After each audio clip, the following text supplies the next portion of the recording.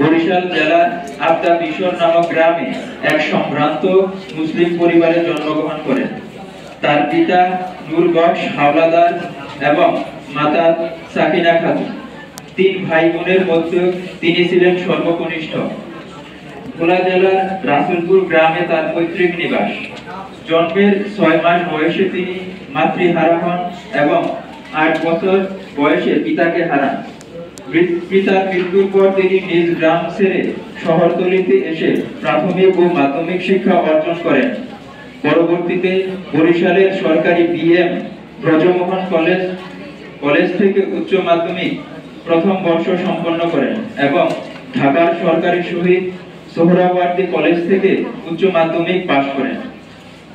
1969-70 সালে তিনি ঢাকা বিশ্ববিদ্যালয় থেকে কৃতিত্বের সাথে বাংলা ভাষা ও সাহিত্যে স্নাতক সহ এমএ ডিগ্রি লাভ করেন।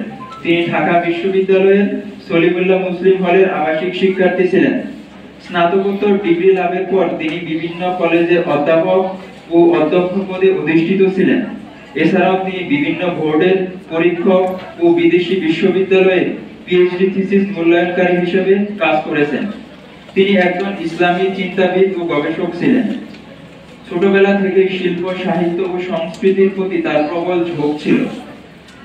1961 সালে আল বাশির নামক একটি সাহিত্য সাময়িকীর সম্পাদনার মধ্য দিয়ে তার সাহিত্য জীবনের সূচনা ঘটে।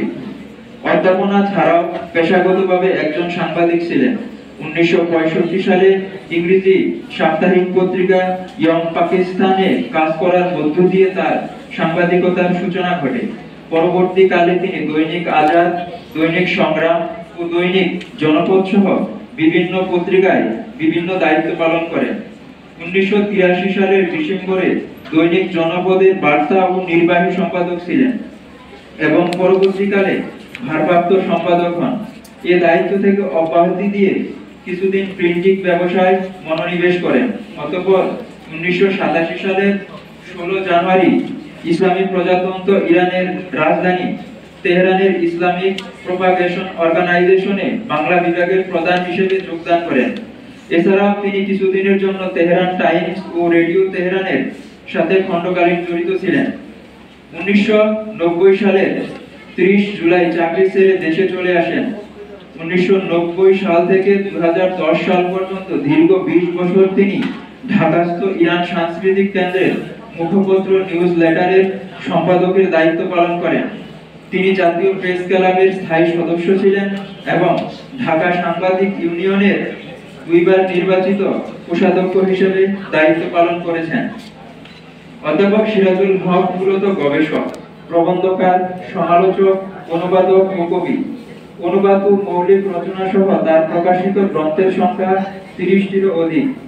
তার অনুদিত গ্রন্থগুলোর মধ্যে রয়েছে নিজের ঘরে অপরিচিত, সমাজতন্ত্র ও ইসলাম, তামাদ্দুনে আরব, শহীদ হাসানুল বান্না রচনাবলী, খতমে নবুয়াত, যুদ্ধ ও সন্ধি, হিজরত ও জিহাদ, মহানবীর সংক্ষিপ্ত জীবন চরিত, ইসলামী আদর্শ, একটি বৈজ্ঞানিক পর্যালোচনা, আজকের মানুষ ও সামাজিক সংকট।